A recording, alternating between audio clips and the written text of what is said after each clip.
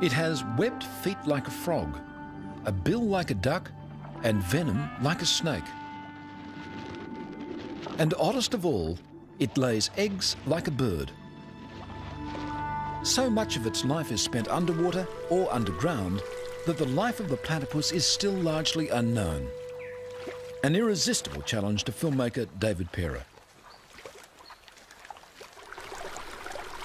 I've always been fascinated by the mysteries of how platypus have their young. And over the next 3 years, we're going to take you on a journey to discover what happens deep inside their nesting burrows.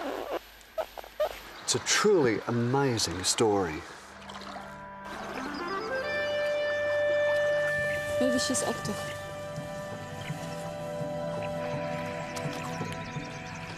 By tracking its daily life, researchers will help Parer reveal the most intimate moments in the life of what is surely the strangest animal on Earth.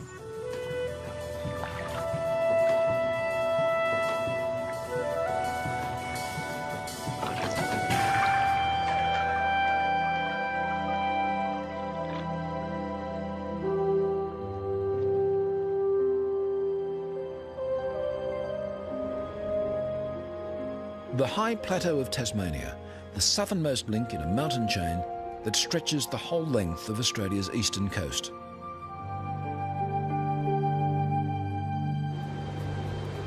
When the winter blizzards blow in from the Southern Ocean, life here gets tough.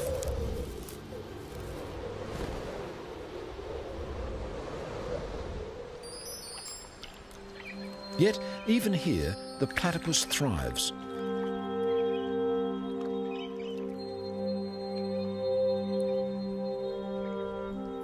Its thick fur provides near-perfect insulation as it forages for a sparse living in the frozen tarns.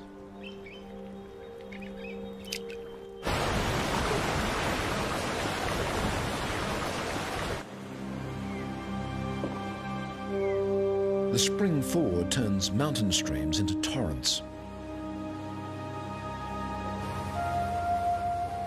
Humans are rare in the remote Tasmanian wilderness, but platypuses are plentiful.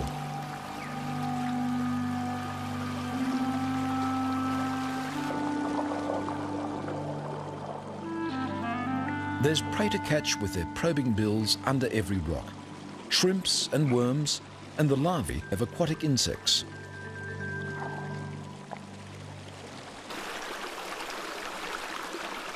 I've looked for platypus up and down the east coast of Australia, but the wild rivers of Tasmania are the greatest place to find them.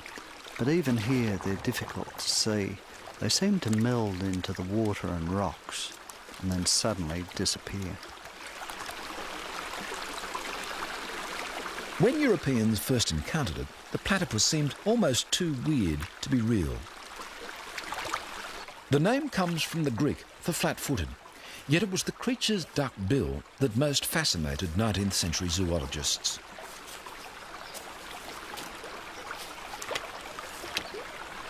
"200 years on, we're just beginning to understand what a remarkable instrument it is.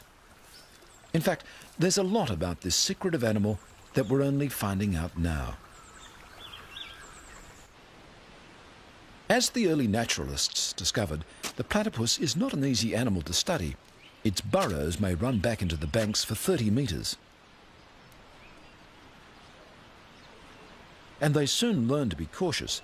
They found that the venomous spur of an angry male caused pain and swelling that lasted for weeks. So it wasn't till the 1880s that scientists confirmed that the platypus really did lay eggs. By the early 1900s, they were learning how to keep platypuses alive in captivity. In 1944, naturalist David Flay successfully bred from a captive pair called Jack and Jill. Months ago, David Flay noticed Jill was building a nest. He knew she was building up her milk supply. He then dug down and uncovered the burrow. To his delight, he found a youngster, already well grown. But this would be the only platypus born in captivity for 50 years. And even today, little is known about how they breed in the wild. A quiet valley in northern Tasmania, in the headwaters of the South Esk River.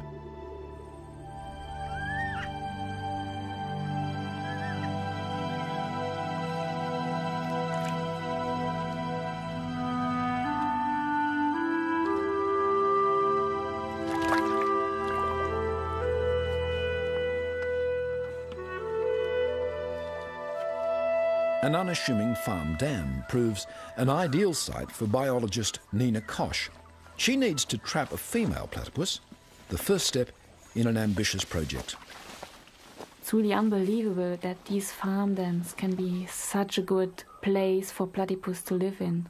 They seem to be enormously productive, ideal habitat for females to breed in.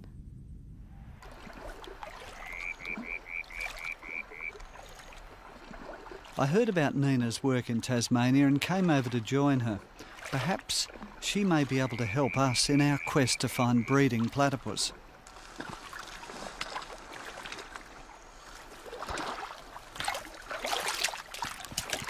Nina has been fascinated by the platypus ever since she saw one on TV as a child.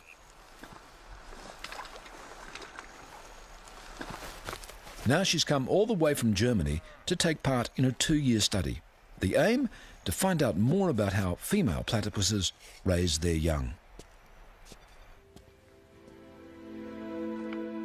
First, Nina measures the platypus's exact dimensions. The tiny craters in her leathery bill are receptors.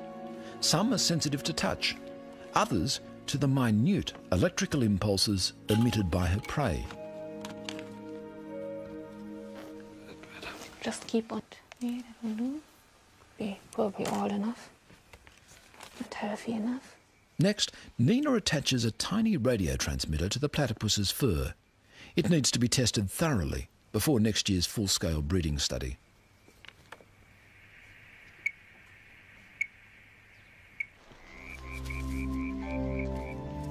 Nina decides to call the female Shy, after a platypus character in a children's book.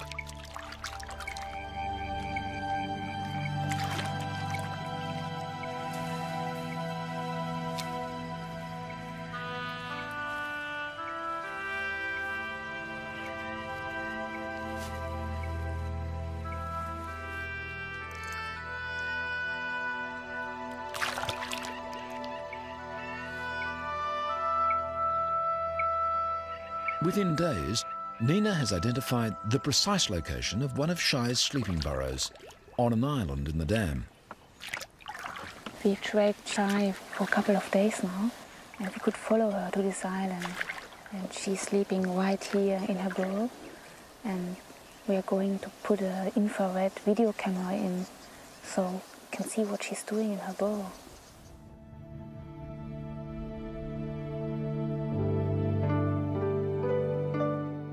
Just before dawn, Shy returns to sleep.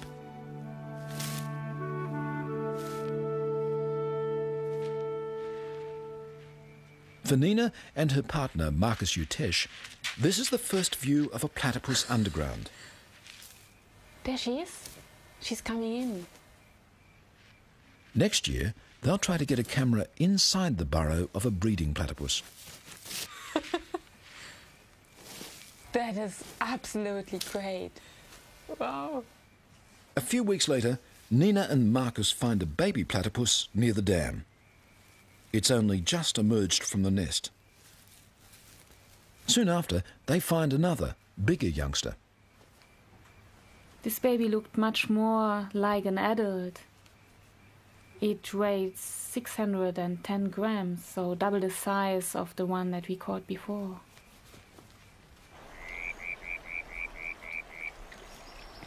We released this baby in one of the farm dams, and then it started immediately to feed along the border of the lake. We tried the next day to see it again. I sat on the pontoon and paddled towards the little platypus. He just stopped feeding and suddenly even came closer to me.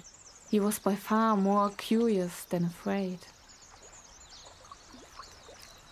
Nina is hooked. This will be an ideal location for next year's study.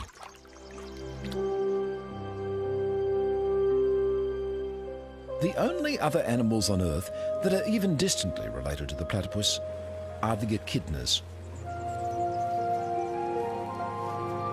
Like the platypus, the short-beaked echidna has looked much the same since the age of the dinosaurs.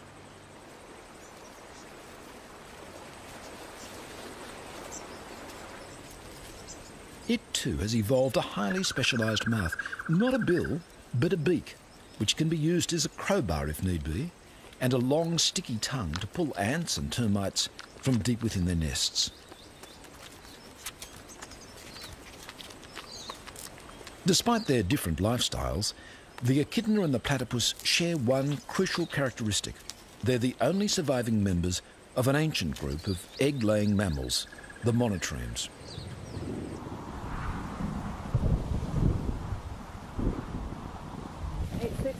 That's faster. Peggy Rismiller and Mike McKelvey have been tracking and studying echidnas for 15 years. What they've discovered about the echidna's breeding cycle may help David Pera in his pursuit of the platypus. Let's whisper. Up to a dozen echidnas at a time may be carrying transmitters. Okay. It's always worth seeing what Hari's doing. What Hari's doing is looking for a mate.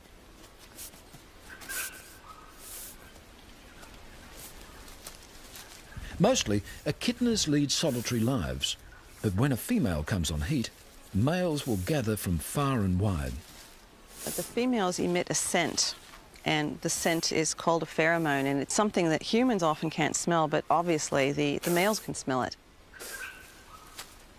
The pheromone, of course, would be able to go cross-country on wind and attract the males. And we've seen males cross this peninsula several times and then eventually end up with a female. Hari and several other males are already here. And Whisper is on his way. Yep, he's there.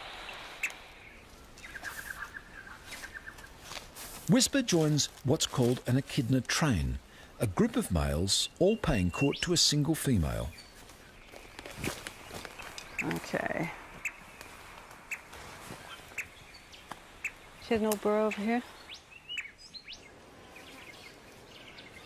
A train can stay in place for up to a week, with the males constantly jockeying for position. They must be patient, but ready for instant action. Mating will take place just once when the female decides that the time and the partner are right.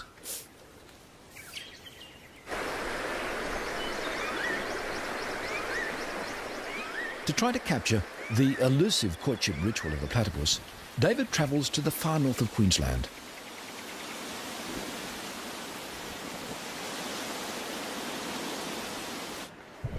Here, in the tropical rainforest, the mating season has already begun.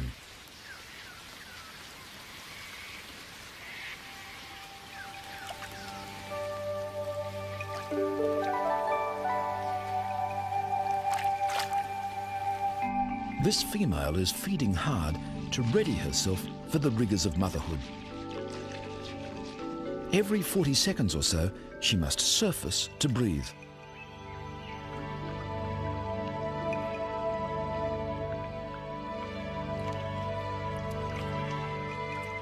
This is when she's most vulnerable.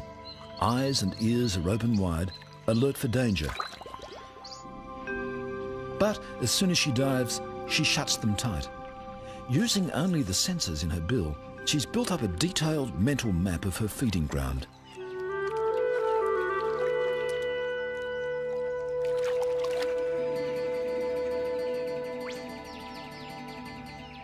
And she knows its inhabitants too, especially the resident cormorant.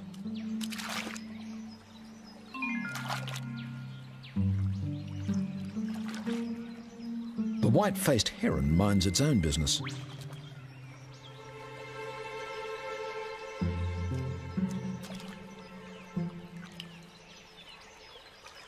The cormorant mimes the platypuses.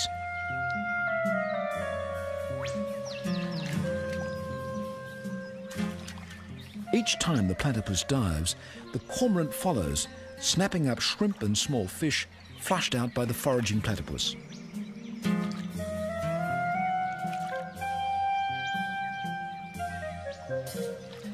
And if the platypus rests too long between dives, the cormorant lets her know it.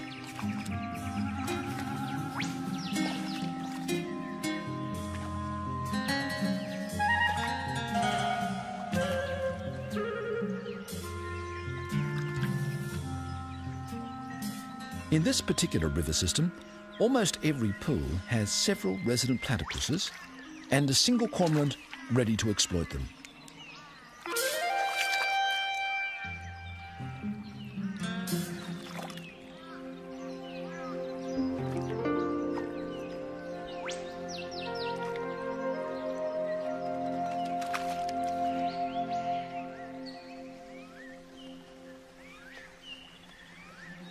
The other inhabitants of the pool give the platypus no trouble at all.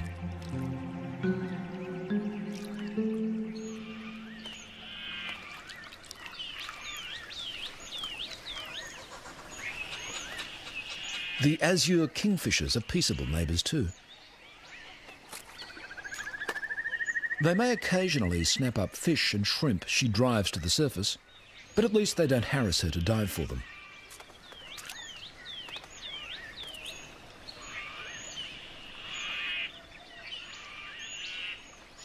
Most platypuses have a broader home range than a single pool.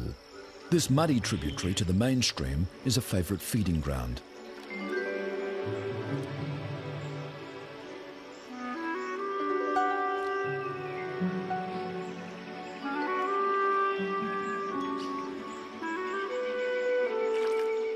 Platypuses make their way up the creek at all hours of the day and night to feed. They can sense the vibrations of their prey through the receptors in their bills.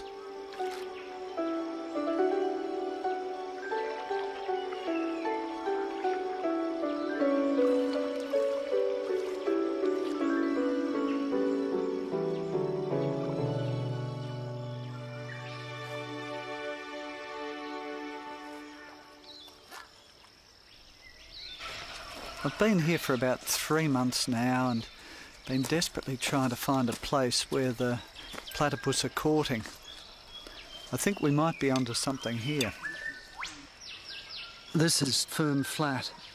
It appears to be dominated by a male, and he does his patrolling, and again it appears that there's a female, I think, is just coming up to her burrow or area that she spends a lot of time at now.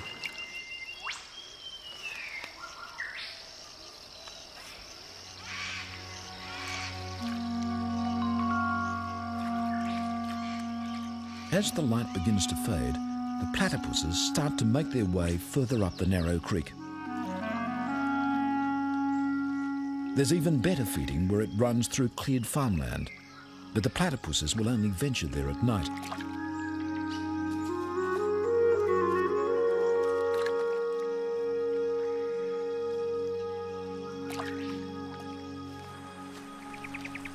This is an ideal creek to film platypus with an infrared camera.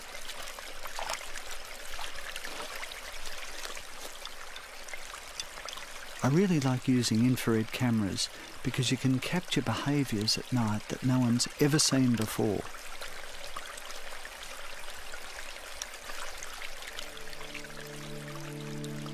We put up a red light.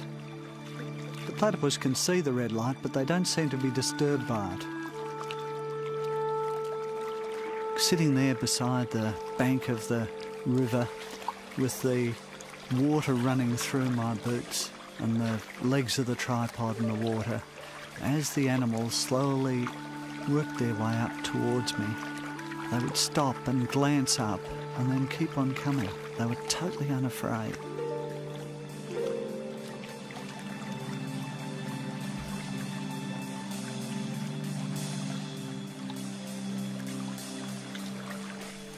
In the first hour after dark, 6 platypus passed me. And then a water rat appeared. Water rats are about the same size as a platypus, but much fiercer.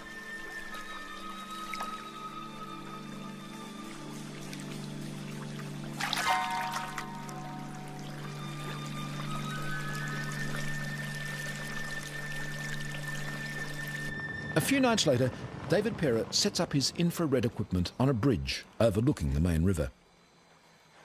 Just below the bridge, a big male platypus has established his home range. But tonight, he has a challenger from further up the river. The resident male is grooming himself on a log, apparently unaware of the intruder.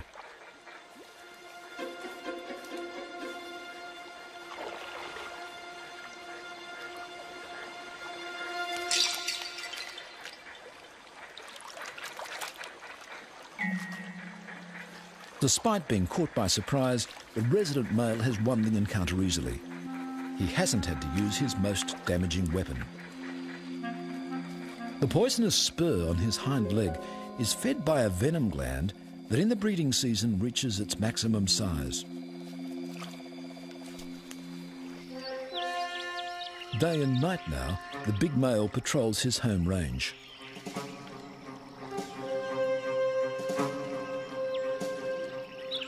He's spotted another male lurking behind a stump. Without hesitation, he steams into battle.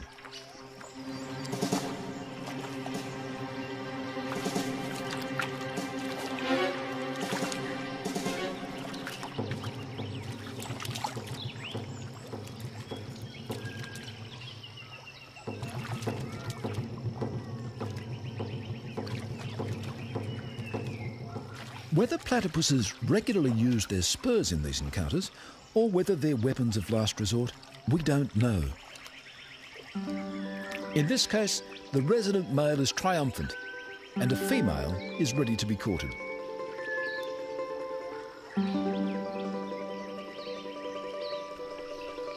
The male grasps the female's tail, and the courtship dance begins.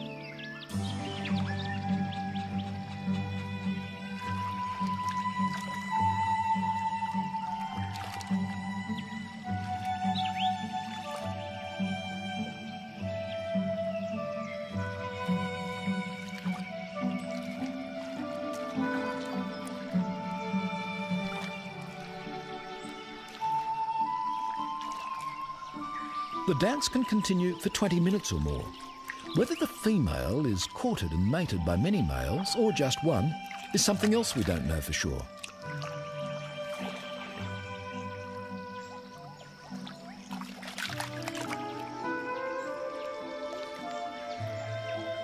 Finally, it looks as though the male mounts the female and mating takes place.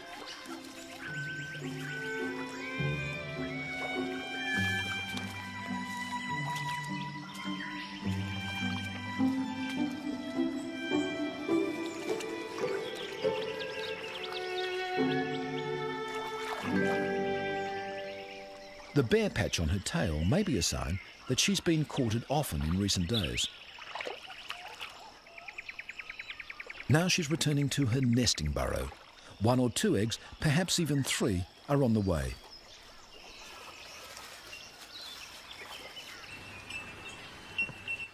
Healesville Sanctuary in southern Australia. Much of what we know about platypus mating and breeding has been learned by Les Fisk and his colleagues from the captive animals at Healesville Sanctuary. For 10 years, a male and female platypus have lived in this elaborate artificial world. Through a maze of tunnels, pipes and tanks, video cameras record their every move.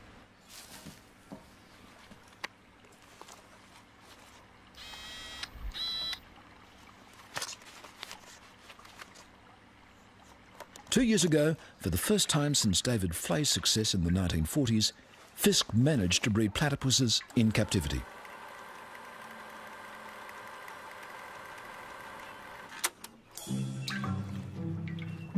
For most of the year, Karina, the female, will have nothing to do with N, the male.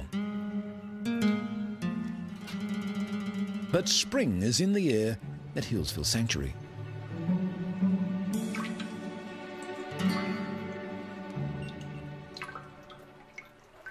David Perra has already been manning his remote cameras for 2 weeks. Today, finally, the preliminaries are over and the serious courtship has begun.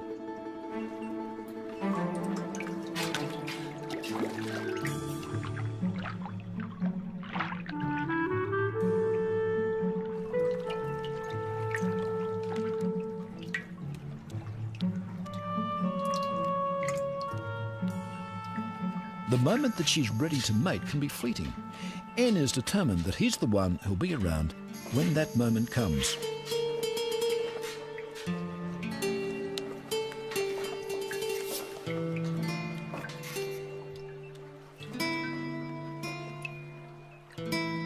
But her attempted escape was all part of the ritual. Karina soon returns to the dance.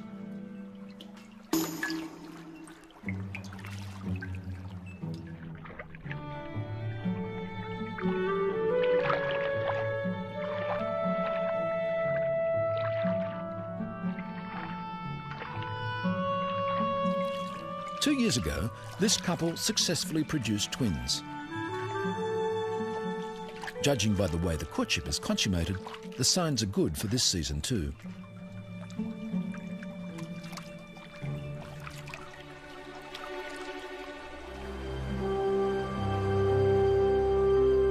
Summer has come again to Tasmania, and its wild rivers are swollen with melting snow.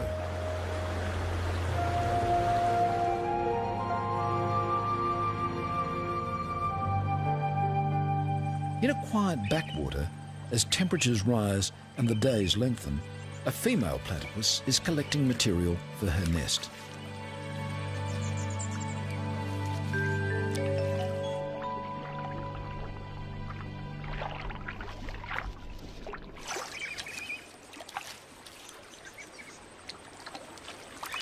She takes leaves one by one in her bill and jams them under her tail.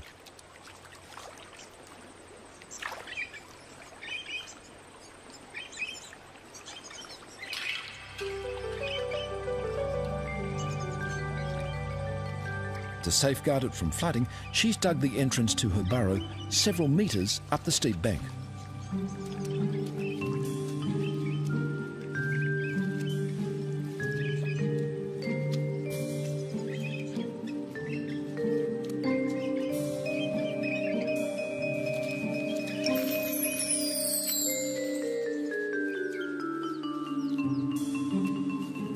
Over the next few days, she'll make dozens of trips like this, until the nesting chamber at the end of her long burrow is lined with sticks and leaves.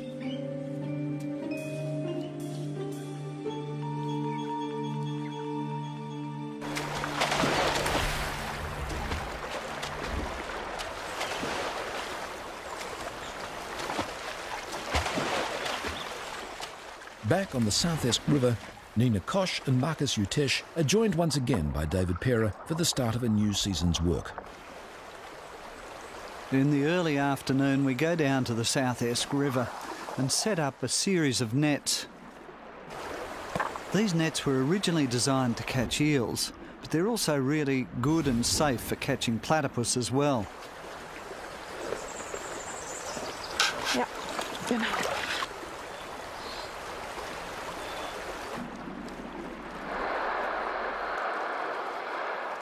They position the nets across the water flow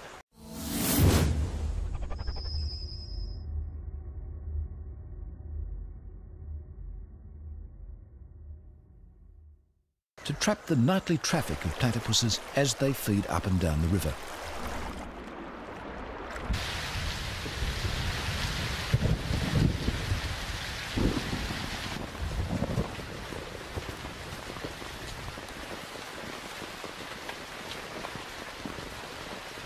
In the late afternoon, the platypus come out of their burrows and start feeding.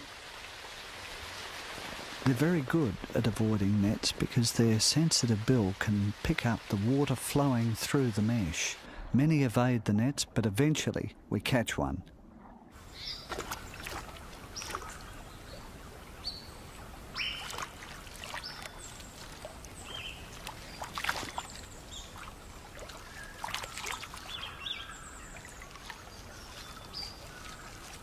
Judging by the dates that last year's youngsters emerged from their nesting burrow, Nina and Marcus have worked out that the females will be laying their eggs very soon. Now is the time to fix radio transmitters to them.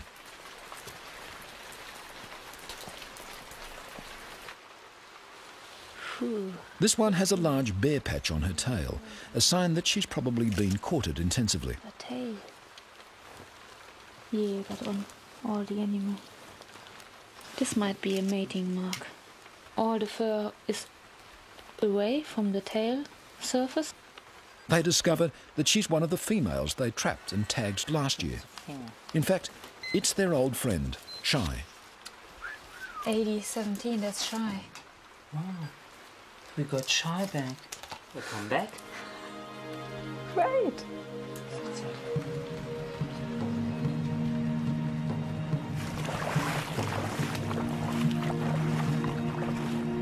After several weeks' exhausting work setting nets up and down the river, Nina and Marcus managed to catch 7 females.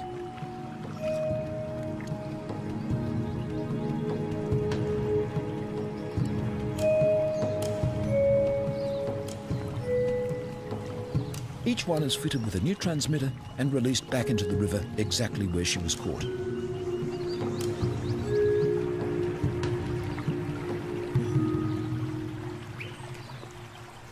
For Nina and Marcus, it's the start of another period of intense work, tracking all 7 females for hours at a time.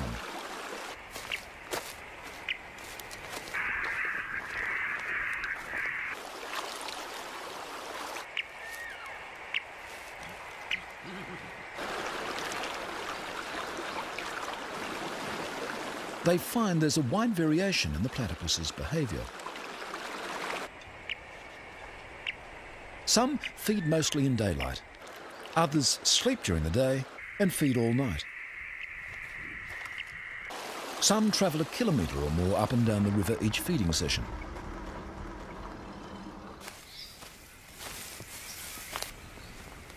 Others, including Shy, feed in one pool most of the time. Where's the strongest signal coming from? Downstream or? Nope. She must be sitting in there. Wow. Shy sleeps in the same burrow each day. Nina and Marcus want to pinpoint its exact location because there's a good chance it's where she's built a nest and is nursing her young.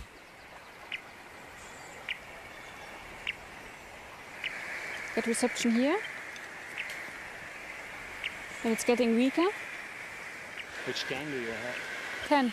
Gain 10, maximum gain. Gain 10 and I only have like 1. I would say it's about here. It must be around here. Not this point here. Gets weaker here. Yep. But it's exciting. Got another burrow. Yep. And we should And mark this one the looks a bit. entrance. This one looks a bit different than the others. Yeah. We should mark the entrance.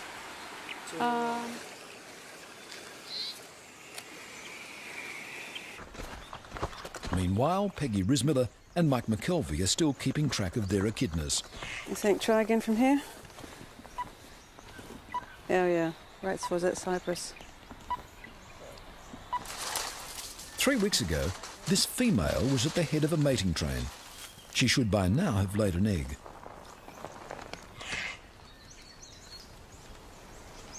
Okay, I'm just going to feel first. A very tight little pouch. Up quite a bit there because my finger. Would you just be very careful because there's an egg. Oh my jeez. See if you can get it closer down your way. I'm going to pull the pouch open. There's There the it egg. is. There's the egg. It's an egg And there. here's a girl. 10 days after the egg is laid, a puggle will hatch. In the egg, the echidna develops an enamel-covered egg tooth.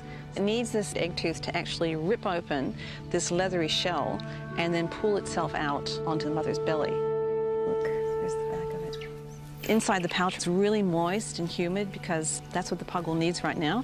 As far as we know, at 2 grams, it has to breathe through its skin. Tiny though it is, the puggle can safely be removed from its mother's pouch for a minute or so. At 2 days old, there's almost no difference between a baby echidna and a baby platypus. Less than 2 weeks later, it's already 100 times heavier than when it was hatched. It's a girl. The baby echidna by now has a discernible beak, just as a baby platypus would have a recognisable bill. After 7 weeks in the pouch, the mother leaves her young one in a burrow, returning every 5 days or so to let it suckle.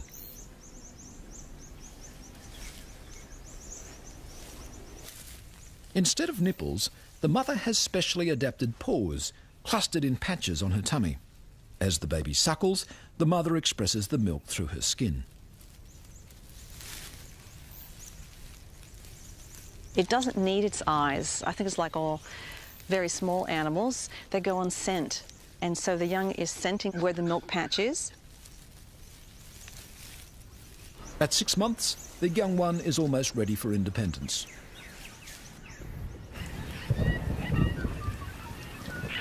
Back at the South Esk River, Marcus and Nina have decided that the time has come to try to take a look inside Shy's nesting burrow. Kann das noch ein Wader sein von dir?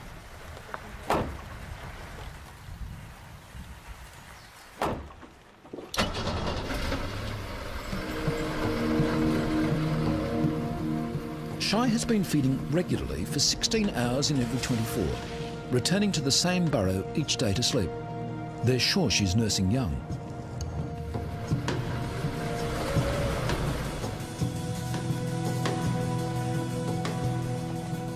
It's late evening. Shy's already left the burrow to feed. Nina, Marcus and David have at least 8 hours to try to get a glimpse inside the nesting chamber.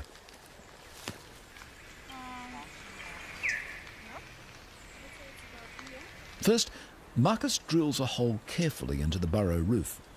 Frequent measurements over the past 2 weeks have told him exactly where and how deep to drill.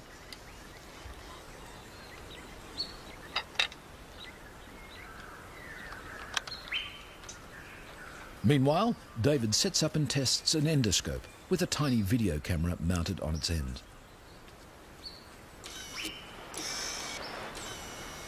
So down is like that. Yep. We'll straighten it up. It was really exciting going down into the nest chamber for the first time. Those are roots coming down into the top. And then we saw the entrance to the chamber itself. And the nest was a really complex structure. It was tightly woven leaves wrapped around with sticks and roots. And there was even some green plastic in amongst the leaves. Yeah, that's the roof there, I think. But that's when our frustrations really began. Over a period of 17 days, we went in 6 times into the burrow, but we just couldn't penetrate the nest. And then at last, we got the endoscope through the nest wall. We first glimpsed a tiny bit of flesh through the leaves.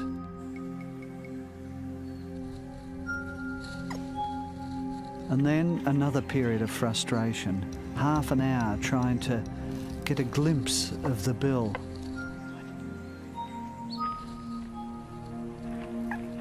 Oh, it's platypus. Yes. The bill looked huge through the endoscope, but it was really only a centimetre long. The front feet already had claws. And then, to our amazement, we saw there were 2 babies, not one, crammed into the tiny nest.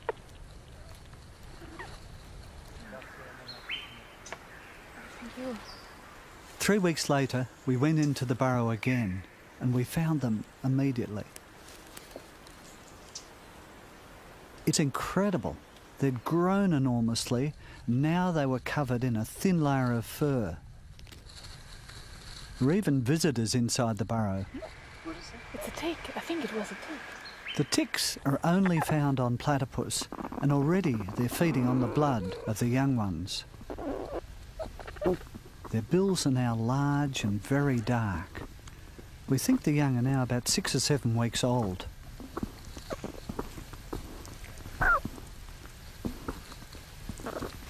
We're eager to see how the various parts of their body have developed. Their front feet have webbing between the toes, and on their back foot is the beginnings of a spur.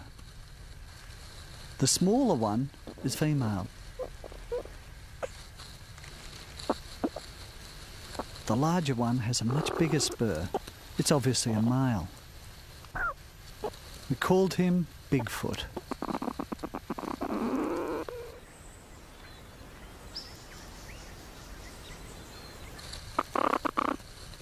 The nostrils are huge. We think they're probably used to find the milk patches of the mother.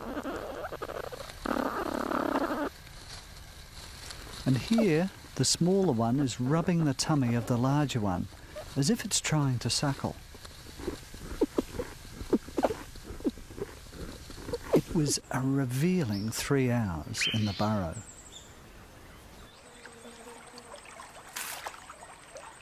Nina is spending hours each day by the riverbank recording Shy's feeding patterns.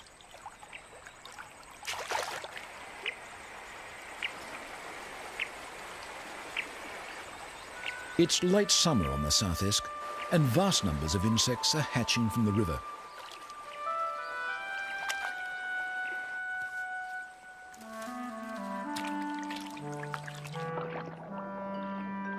It's an ideal time for Shy to be feeding her young.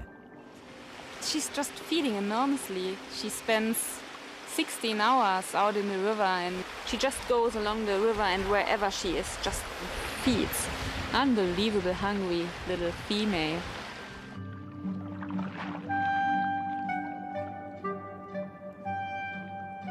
A nursing platypus will consume up to half her body weight in food every 24 hours.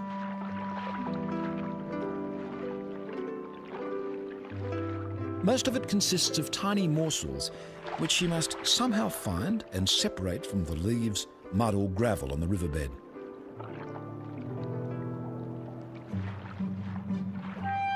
When she gets to the surface, she chews with a sideways motion of her grinding pads, separating out and swallowing the food.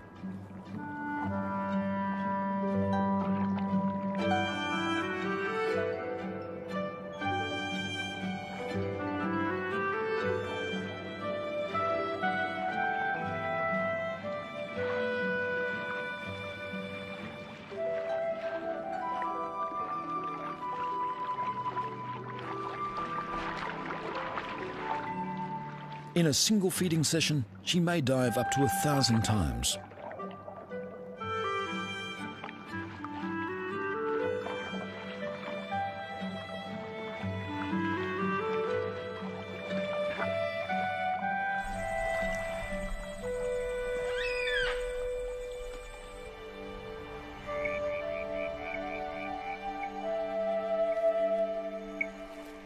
Tonight, the team plan to go into Shy's burrow once again. So, while Nina tracks Shy to make sure she's out feeding, the team drills a new hole into her nesting chamber.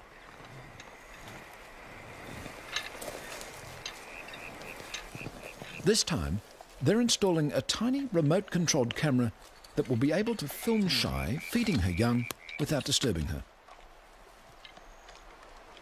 Illumination comes from miniature infrared lights, which she can't see. And as well as the camera, there's a microphone to pick up sound inside the burrow. That's the big one. There, oh.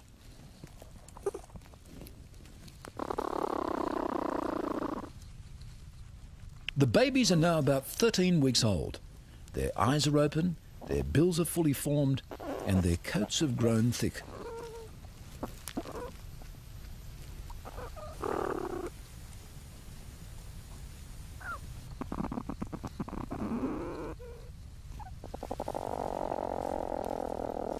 While Bigfoot plays with tree roots in the roof of the chamber, the smaller one is perhaps getting ready to take on solid food.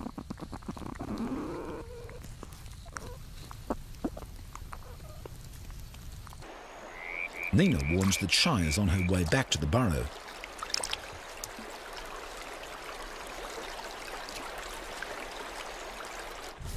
As she approaches the nesting chamber, she unblocks the earthen plugs which she set there to protect her young.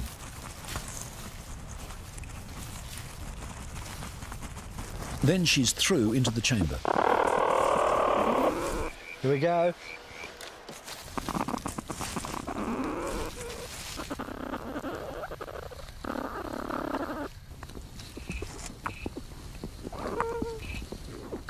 Within minutes, the eager young are greedily suckling from their mother's milk patches.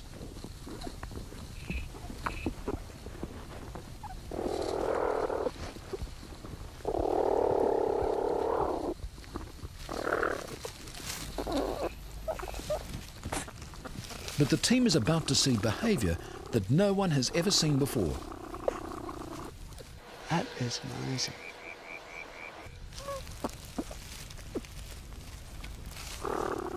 The young stopped suckling and then began to rub their mother's bill. Are they taking food from her? Perhaps getting a taste of those little animals that they themselves will be eating in the next few weeks? Or are they drinking her saliva? Maybe getting some of the bacteria that will strengthen their immune system.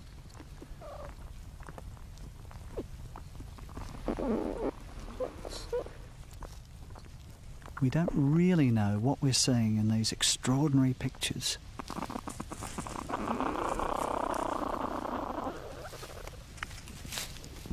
Soon, Shai has had enough.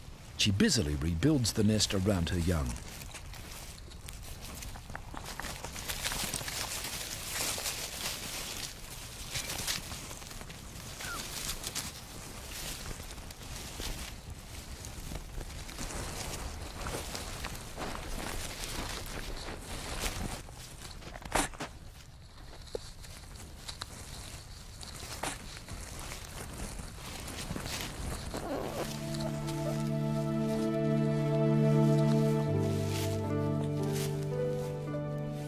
And then she's gone, leaving a tangle of tails and bills behind her.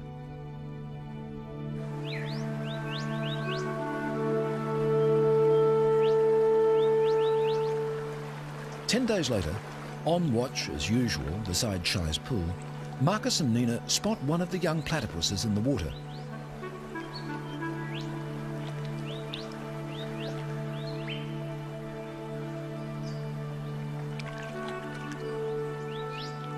Bigfoot, the male, has emerged from the nest. The team watches, enthralled, as the last chapter in the drama they've been following for months unfolds.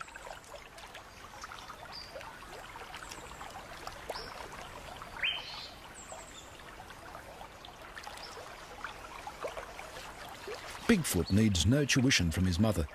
Minutes after his emergence, he's swimming and foraging expertly along the bank.